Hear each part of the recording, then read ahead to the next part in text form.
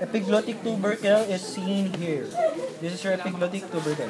Below to crinoid cartilage. Upper tracheostomy. Upper tracheostomy. This one is your epiglottic tubercle. Sir, ano yung injectionan? Hindi. Kasi ano na yun, unconscious na yun eh.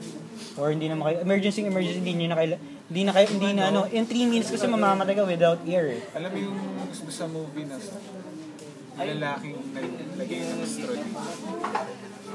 Ito sa kung dapat na straw. Ballpen nga minsan. So sa baby sir, pag na-joke Ito pwede to. What is straw like that? Straw. Yung straw ng vest. pwede yun sa baby. Try na.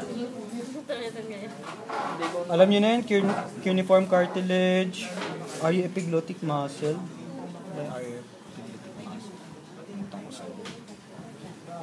uniform cartilage. Corniculate. Arytenoid muscle. Transverse, oblique. Arytenoid muscle. Transverse. Dito yun. Is arytenoid muscle Yes. oblique that one? Yeah, oblique. Transverse. This one, transverse. Transverse. So, study your drawing. Transverse. Posterior cricoarytenoid. Ito. Lateral. Posterior lateral Arytenoid. cricoarytenoid ah.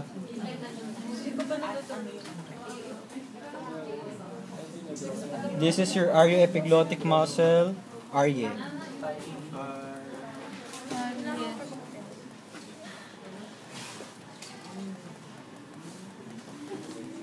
Arioepiglottic muscle. So study your drawings. Lateral cricoarytenoid, meron na. Arioepiglottic fold. Ito, arioepiglottic fold pala. Yung muscle. Arioepiglottic fold. Ito? Basta study this, study this. It's the epiglottis fold, but is here area epiglottis fold. This is your epiglottic fold is this one. Kasi this is your epiglottis eh.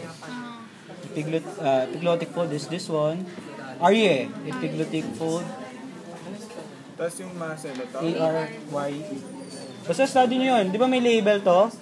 You have to put label on it, right? So, study that one. Transverse arytenoid, posterior cricoarytenoid. We're done.